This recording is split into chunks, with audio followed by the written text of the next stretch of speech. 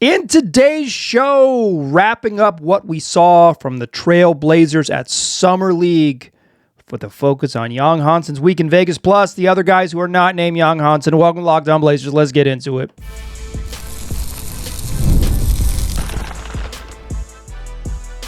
You are Locked On Trailblazers, your daily Portland Trailblazers podcast, part of the Locked On Podcast Network.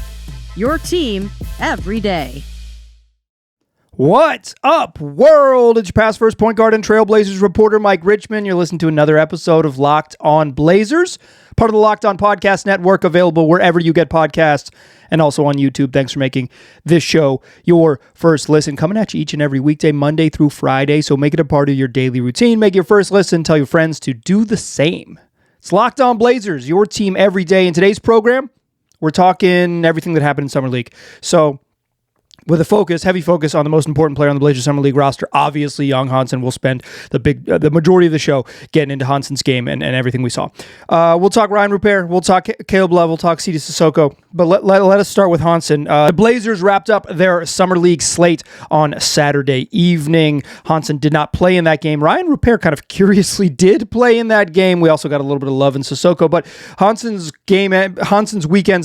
weekends in Vegas after 4 games. He averaged 10.8 points, 5 boards, 3.8 assists, 2.3 blocks. He did turn the ball over 3.8 times per game and played about 24 minutes, a little more than half of a Summer League game. Shot overall 47% from the floor, 33% from 3. That's 4 of 12 total across those 4 games, and 67.5% from the free throw line. I don't think the numbers really matter, but they're not nothing. Like, if he'd had bigger, more monster games, those would matter, right? But I think what we saw was a dude who has some real strengths.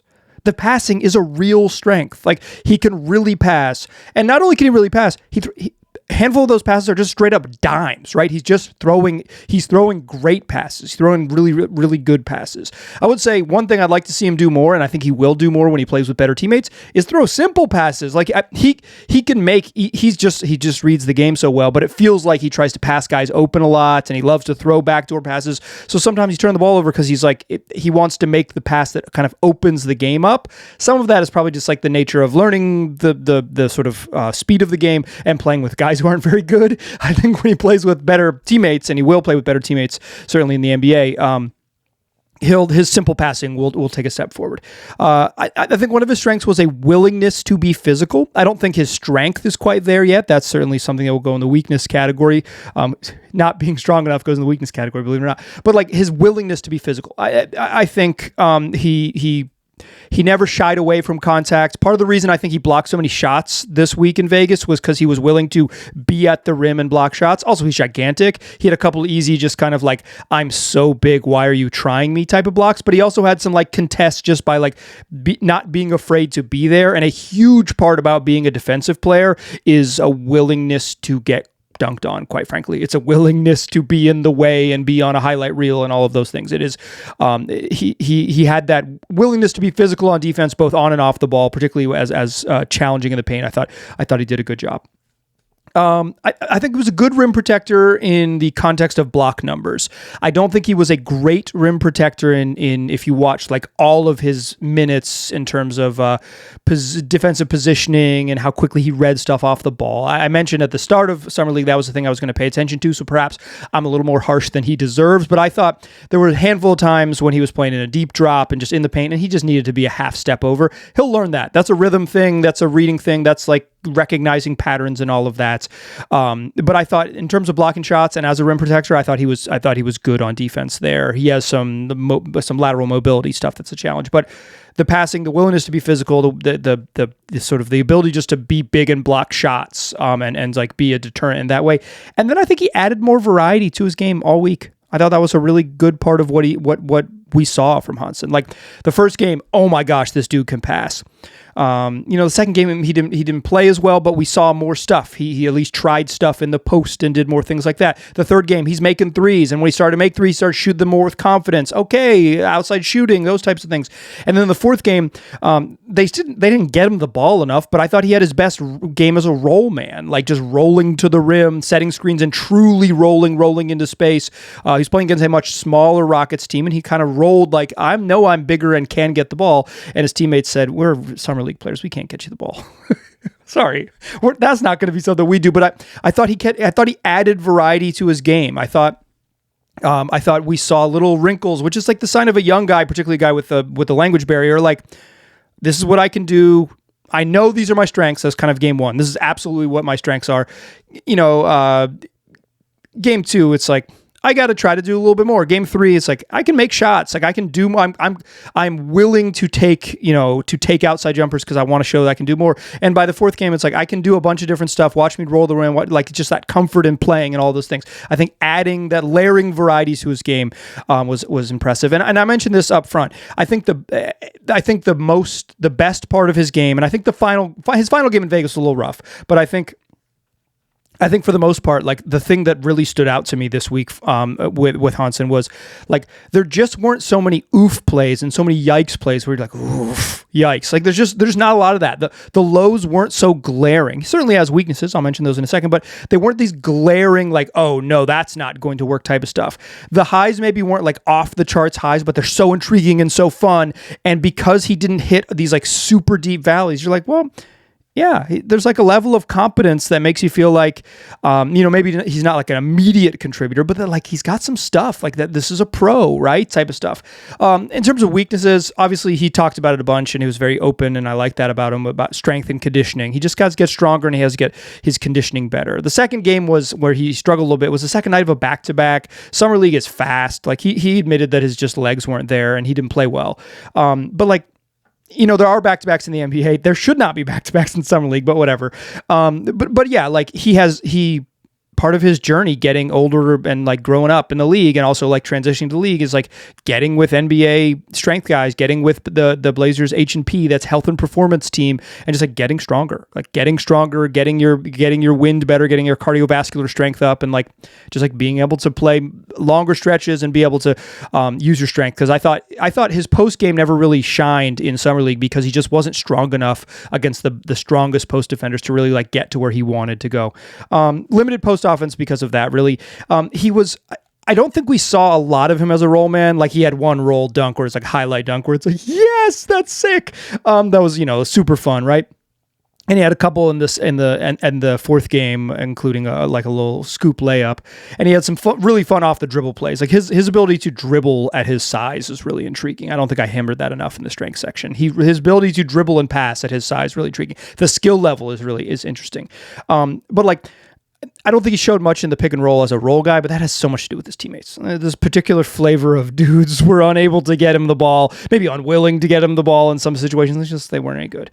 They weren't any good as pick and roll operators. Some of them were okay.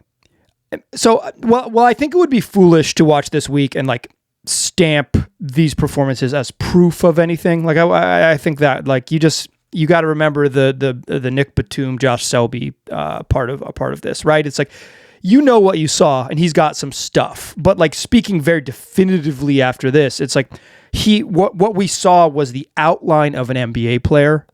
It's like, okay, yeah, let's see what that like sort of finished product looks like. I wouldn't stamp this as proof of anything. But I will say it left me feeling, and I think probably you at home, certainly a lot more positive than apprehensive, right? The next transition, like obviously like Summer League is a big jump from the CBA, and the NBA is a massive jump from Summer League. That next transition will be tough for him too.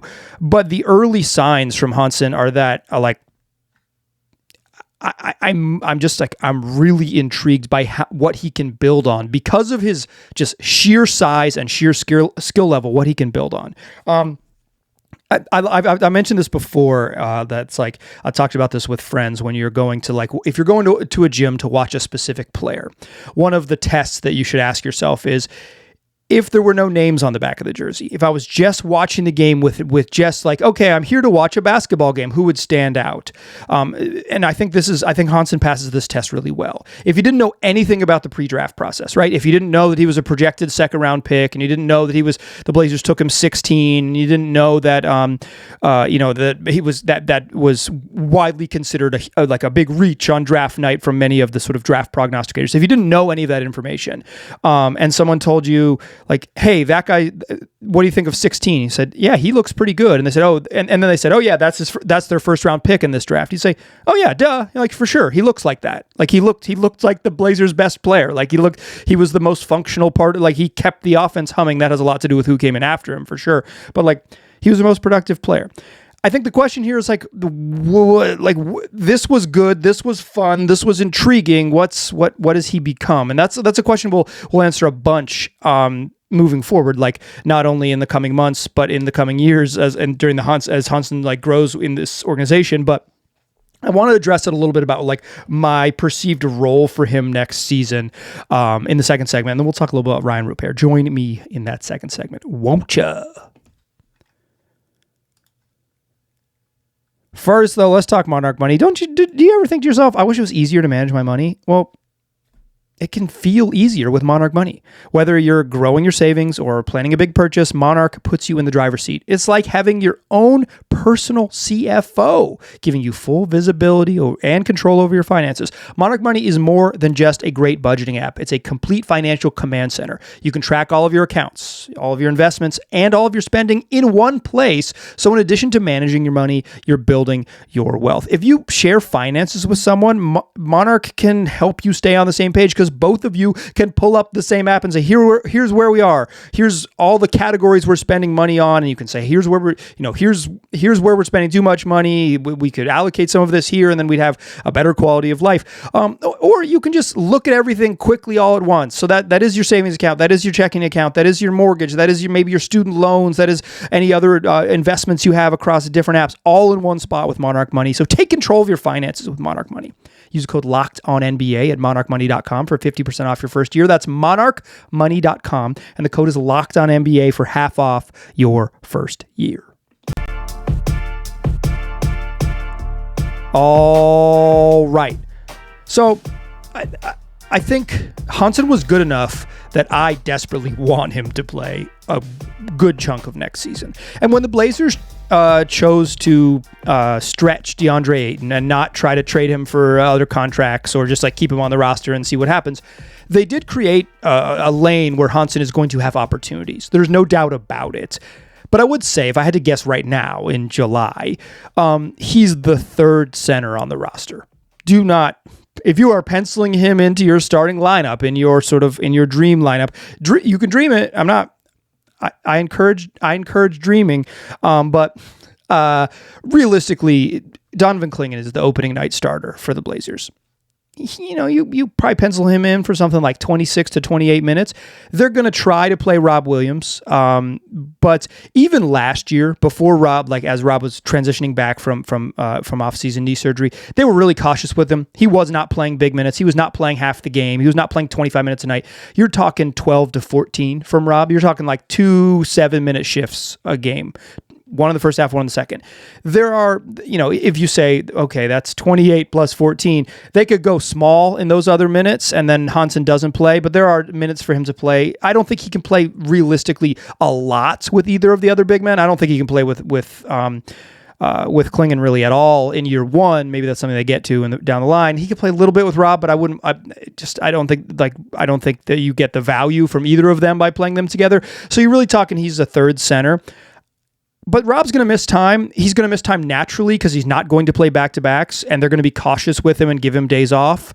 We saw them do that last year, and that was before another knee surgery. Hansen's got a place to play, and what I think the most likely role for him during his rookie season is that he's kind of out on the edge, but he gets a couple early season cameos, like edge of the rotation, not really playing. He'll get a couple early season cameos just by the nature of health and foul trouble, and he'll have an opportunity right then to say, I deserve to play. I deserve to be on on the court, and then he'll just naturally play some down the line because they'll probably want to see him, and also Rob's he's going to miss. He's going to, even if he does not get hurt again, he's going to miss time naturally because they're going to be conservative with him, and they're going to be conservative with his minutes.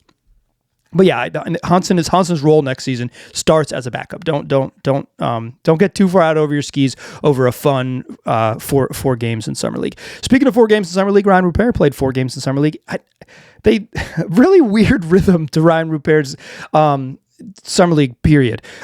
He played the first 3 games, and then he sat out game 4. And so I figured his summer league was over. And I was like, well, he could, I don't know why he sat out game 4, but like, sure. And then he came back in game 5. They didn't there's no injury report. And I don't think any local media people, maybe Casey Holdall, team media was there, but I didn't see any injury update on Rupert. I think he just got a day off, right? They're saying, okay, you get a day off. You're not going to play because we want to do something else with minutes in the 4th game. You're going to play in the 5th game. So he did. Blazers got throttled in game 5. I think they gave up a 22 zip run at one point to Phoenix. I don't really want to talk about that. I'm talking big picture stuff, but Rupert did have a weird situation where he came back and ended up playing 4 games. He had 2 really solid outings. Game 5, totally normal, fine, and to end his trip to Vegas, and then one somewhat worrying, very anonymous one. So he had a 23-point night where he made 11 free throws. He had a 3-point night where he took 4 shots. What the hell is going on? Then he had a 24-point game where he was hyper efficient from the floor and kind of bounced back and was much more active and committed 8 fouls and was so much in the game, right? And then he closed his Vegas week with 14 points, 8 boards, 4 assists. He finished. He was having, even with that really weird game 2 where he was just anonymous. He finished with a really efficient slash line, 58% from the floor, including 64% from 3. That's 12 of 22 from 3, and made all 13 of his free throw attempts. I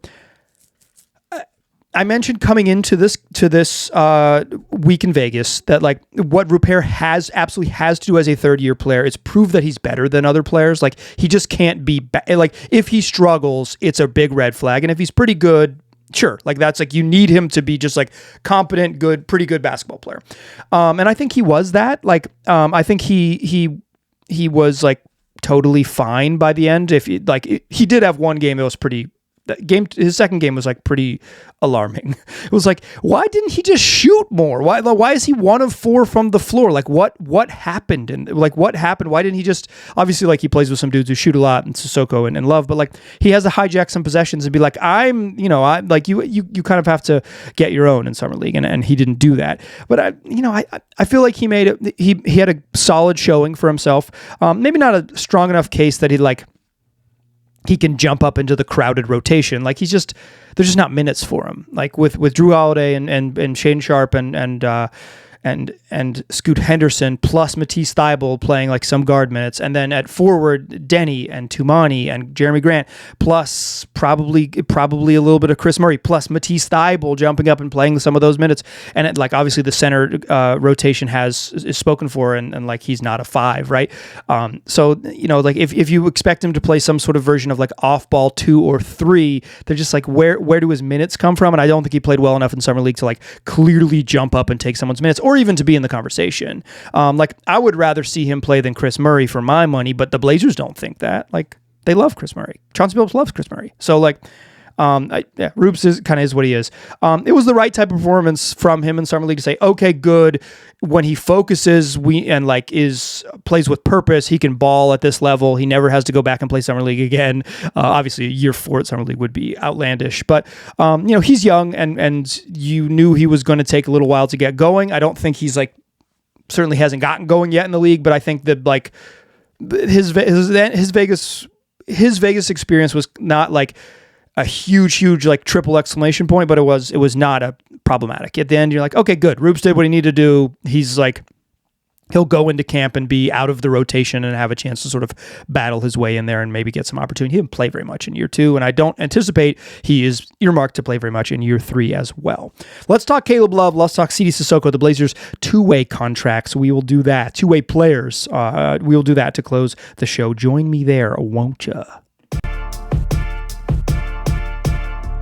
All right, still a pass first point guard. I'm still Mike Richmond. You're still listening to Locked On Blazers. We're talking Caleb Love. We're talking Sidy Cissoko. Let's start with Caleb Love. These are the two gentlemen who are on two-way contracts. They're effectively G League players, but they're given more money, like $500,000, a little more than $500,000, to be part of the big club. So they get a locker room in the big locker room. They'll be there on game nights. You'll see them on the bench. You'll see them dressed a handful of times. They are certainly, if things go wrong, the sort of break the glass type of depth pieces that you have on the roster. And they will get big minutes to play with the Blazers G League team, the Rip City Remix, to kind of do their thing.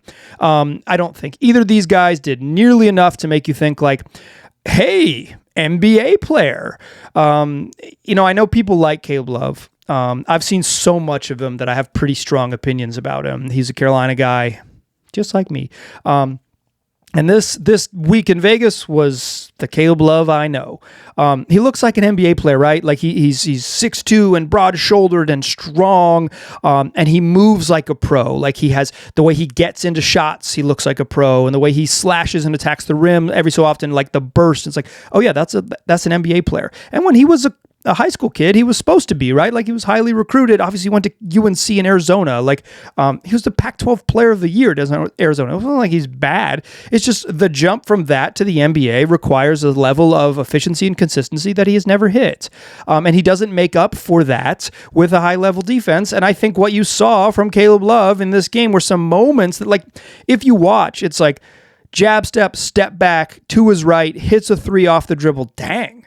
Like, just rips the net off the dribble. And then you look at the box score and it's like, he was 5 of 16? What the heck? And there's some drives to the rim where it's like, you pressure him too far out, right? He gets, like, someone gives him ball pressure at 39 feet, right? And he's just like, you should not have done that. And he gets right around them to the rim, finishes through contact and one and a layup. And it's like, dang.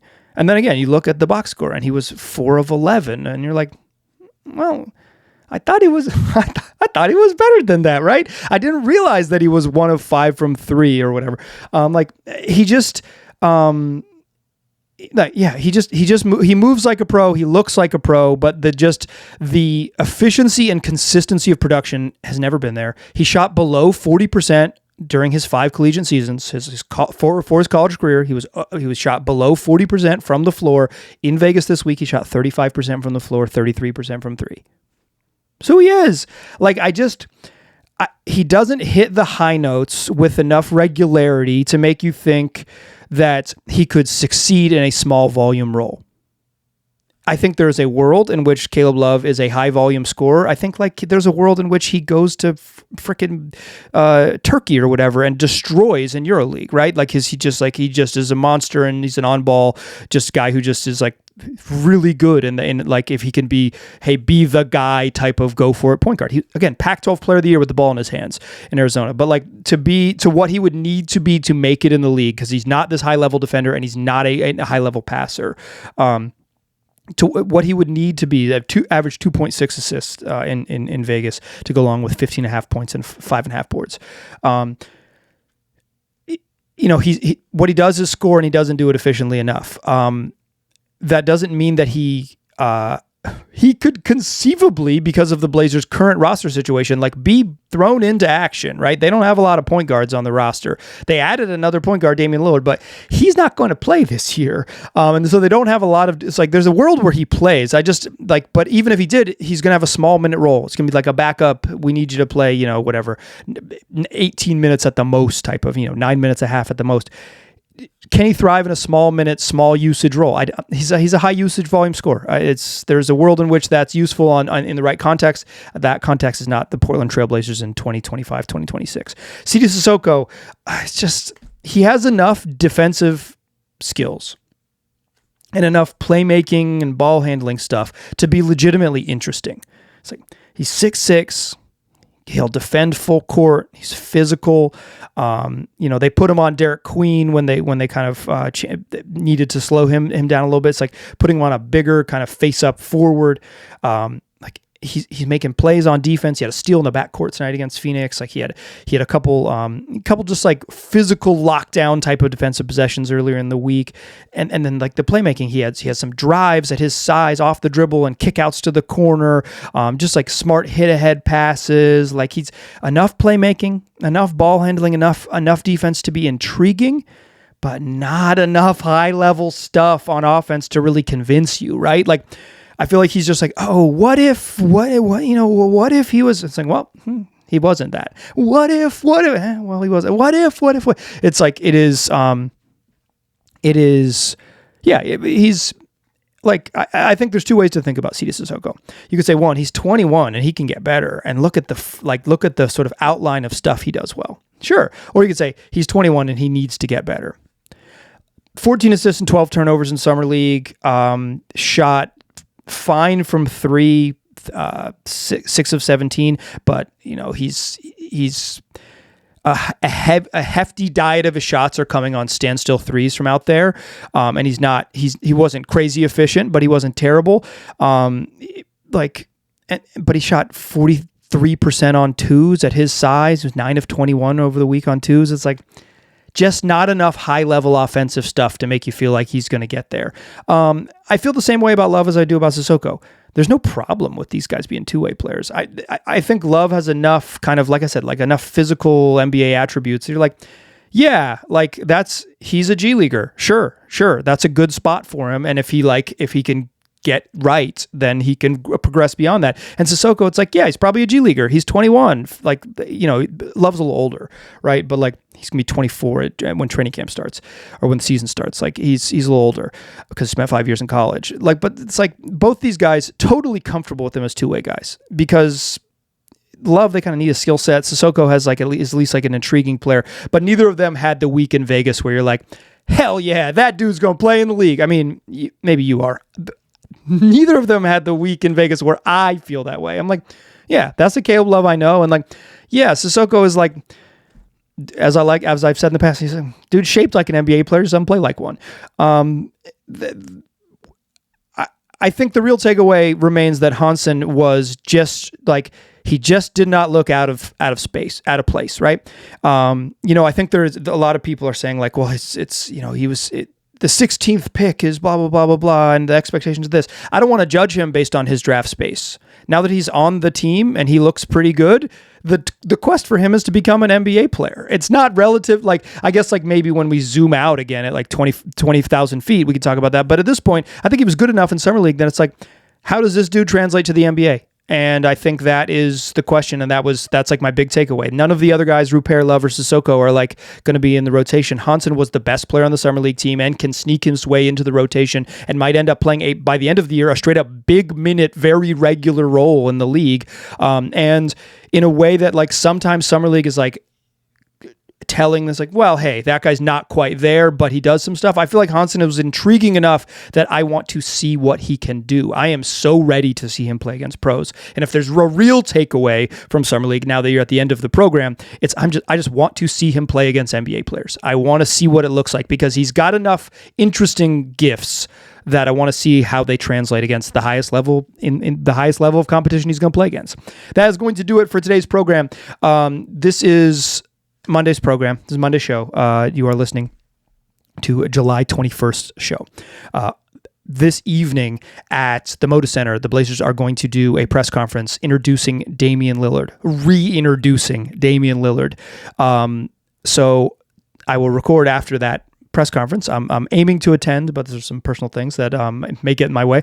But like, I'm aiming to attend, and regardless, I will give you all of the takeaways necessary from that one. That will be in your feed on Tuesday. Wednesday, we'll kind of talk about where Dame fits in the whole program and where things are headed. That's what we do. We'll have 2 more shows after that. We are going to eventually in August switch to 3 days a week, but for now, for the next 2 weeks, for the more than the next 3 weeks, 5 days a week, wherever you get podcasts, also on YouTube. Tell your friends about the program. I appreciate you listening. I'll talk to you soon.